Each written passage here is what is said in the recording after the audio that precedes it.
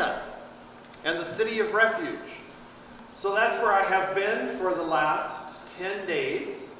It was actually colder in Atlanta than it was here. It snowed while we were down there. When does it snow in Atlanta? I'm not quite sure, but I have my phone with me just so I can keep track of the time. But I just want to share briefly with you some of what I encountered in this immersion of urban ministry.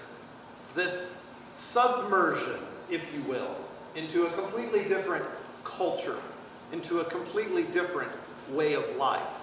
We're taken into a particular zip code on the west side of Atlanta, 30314. 30314 is the most dangerous zip code in the city of Atlanta. 70% of all of the city's murders occur in this zip code. We're told as we get into the van that has shaded out windows that we're not to put the windows down, and we are just to sit quietly until we arrive at the compound. And they drive us through neighborhoods that would, by our description, best be described as decayed. We drove past burnt houses. We drove past burnt and abandoned vehicles. We drove past homes with boarded up windows. There was no supermarkets. There were no gas stations. There were no services available that we witnessed as we drove into this neighborhood. Not too long, we arrived at the City of Refuge. Now, the City of Refuge now occupies two enormous warehouses, I believe each about 210,000 square feet. Enormous warehouses. These warehouses sit on a compound behind an 8-foot fence for security. There are armed guards, not simply with a sidearm attached to their waist, but carrying semi-automatic rifles that are patrolling the perimeter of this compound. We arrive at the gate and there's a guardhouse and there are armed guards there, and they come out and verify who we are and they allow us into the compound, and the gate closes. I thought to myself, wow, where have I landed? I'm not in Richmond anymore, that's for sure. They were very gracious. They took us in. They took us to our accommodations, which were sparse. It was kind of like being back at summer camp. So I shared a bunk room and a bunk bed. I haven't slept in a bunk bed since probably high school, with 8 other gentlemen. And then we had one young lady who had braved the group, and she had her space in a separate room. I chuckled with my colleagues that were there. I said, being the person of the most advanced years in this particular class, I need to be conscientious of my liquid consumption, because when it came nighttime, if I were to need to go to the restroom, I had to go down the stairs of the building I was in, out that building, across the loading dock, into another building, through the cafeteria, and finally found the restroom. By the time I would have achieved that, I would have been quite awake, at the very least. But the story and the work of what Reverend Bruce Deal, is doing with his colleagues at the City of Refuge is truly jaw-dropping. It is amazing. Now, he was sent into this zip code as an associate pastor by his denomination to close an urban church, a church that was no longer doing well. And he was sent for a six-month window to close that church. That was his intention. That was why and how he went. He says in his story, in his book, and in his conversations with us, about 4 weeks into it, after service, a lady who is obviously from the streets walks up to him and says, "Pastor, I have been stripping and a prostitute since 13. I need out of this lifestyle. Can you help me?" He said at that moment, his life was changed, and he knew that he had to do something for her. So he began the process of helping her out of that lifestyle. He said he went back the next Sunday to church, and she had told some of her friends. So there was now 10 others who had come to him for help. He said, "Oh my goodness, yes, let's figure out what we can do to help you." He went back the next Sunday and found over 100 individuals sitting in his sanctuary, drug addicts, gang members, prostitutes, and they were all saying, help us, we need out of this lifestyle. As we pastors do, he says he passed the offering plates that day and then got a quick call from the lead usher that says, Pastor, you need to get back here right away. And in the offering plates were syringes, needles, bags of drugs, guns, that people were saying, I don't want this in my life anymore. I give this up. I don't want this. That's how the City of Refuge was birthed. From that, he began to move people into the church who needed shelter, who needed protection. He discovered what it was like at 3 o'clock in the morning to get a call and say someone's broken into the church looking for their ladies. And it was their pimp who was coming looking for them as he was trying to hide them and conceal them. He said, well, the best thing I guess I could do is to be more present with these folks. So he, his wife, and their, at that time, 4 daughters moved into the 3rd floor of the church in this zip code. At one point in time in his book, he says he has over 50 people living in the church seeking shelter. He was broken into 34 times. He had his car stolen 7 times. He's had his life threatened countless times.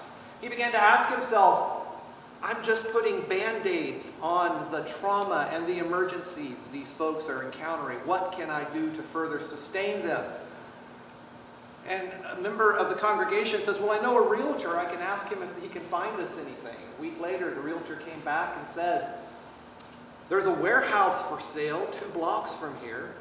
It doesn't have much of a roof, but it's got walls, and they're asking $1.6 million for it. Reverend Deal says, well, counteroffer. I don't have any money, but I sure could use the space. The realtor did. The owner of the property laughed. Said, yeah, right. 6 weeks later, Bruce got a phone call from the owner of the property. Said, I'd like to take you to coffee or lunch, I forget which.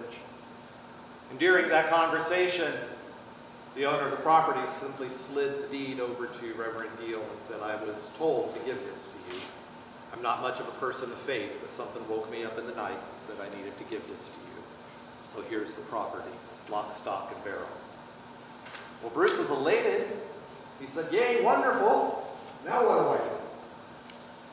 So he got together more volunteers and he reached out to others not in the community, but outside the community within his suburban church that he had come from, and they began to pool their resources and they put a roof back over this property. They began to fundraise. They made it habitable after close to a year. And then he said, okay, now we've got to make this a one-stop shop.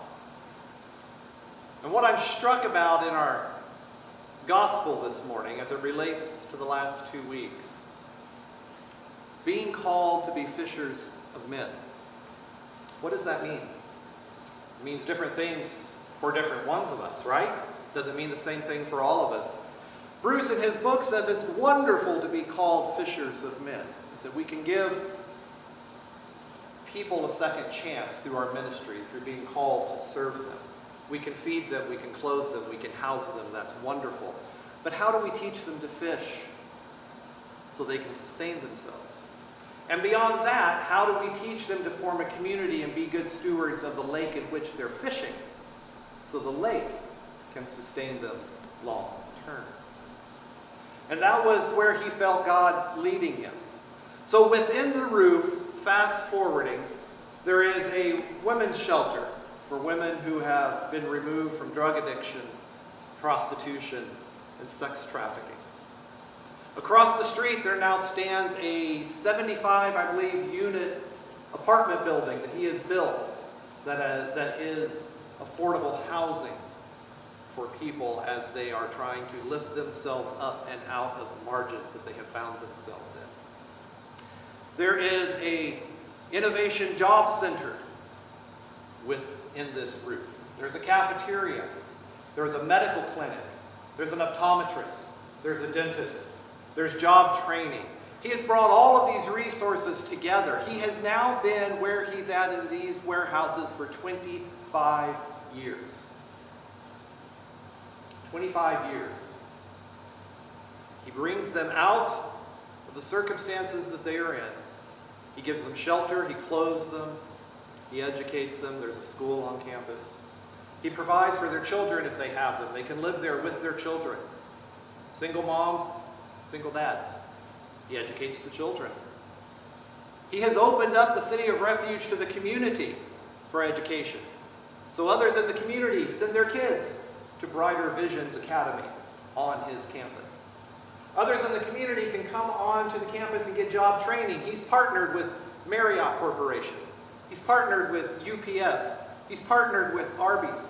He's partnered with Chick-fil-A. They come and do job fairs on his campus and help these young men and women, and sometimes not so young, who have gotten themselves clean, gotten themselves educated, and now have a desire to sustain themselves. He's in the process of building another emergency housing shelter for men across the street from the city where the City of Refuge is. He's done tremendous work. He's come a long way. He has farther to go. It's still not a safe environment. A colleague and I were walking the campus Saturday evening. And it was a lovely evening. It was warm, and we were walking, and a security guard approached us and said, "Excuse me, gentlemen." "Yes?" "I'm carrying a rifle." It's like, "There's been a disturbance on the side of the fence where you're going. For your safety, we need to ask you to move back over here to this other part of the compound." When you exit the compound, they tell you, don't go left. Only go right. If you go left, you go into the gang center of the zip code where first responders won't even go into. That's urban ministry at its core. That's urban ministry at its ugliest. I end with a story. They have a partnership with an organization called the Atlanta Breakfast Club, which is kind of like the Starbucks version of Atlanta, right? They have amazing chicken and waffles, if you ever need to know that. They have a satellite cafe on the campus. And I would go in there in the morning and get a cup of coffee or get a yogurt and granola, and I began to build a relationship with this young lady who worked there. And finally she said, "Who are you and why are you here? You've been here a week already." So I explained who I was and who my colleagues were and what we were doing there. And she said, "Oh, very proudly," she said, "but humbly, I'm a graduate of the program here. I was rescued. I was addicted to drugs. I was in prostitution. My pimp was not happy when I left. He came looking for me here. The guards had to keep him away. But my daughter and I had a safe place to live and a safe place to put our head down at night. And we had 3 square meals a day. And I was able to get clean from my drug addiction. I was then able to finish my education. My daughter is going to school here. I graduated from the program just this last spring. I'm now working here at the Atlanta Breakfast Club at the satellite store here on campus. I'm hoping to be the assistant manager by the end of next month. I'm making enough money that we're able to live across the street now in the affordable housing. I'm making something of myself. I've been given a second chance. And I would not have been given that if it had not been for God and for the ghetto pastor. And that's what they affectionately call Reverend Beal, the ghetto pastor. It was amazing. Tears welled up in my eyes as I listened to her story. And I thought to myself, that's what it means to be fishers of men. We all are called to impact those around us in a positive way and to share God's love and God's grace and God's mercy and God's story of salvation. So this morning, I challenge us all. Are we being fishers? Are we reaching in to those around us, whether it's our neighbor, the person at the Speedway, the person at the Burger King drive-in? Are we reaching out to our neighbors? Are we sharing the good news? Are we letting them know there is eternal life available? There's hope. There's opportunity. Or are we content come to church, live in our nice homes, drive our nice cars, and say, well, I sure hope someone tells them something someday.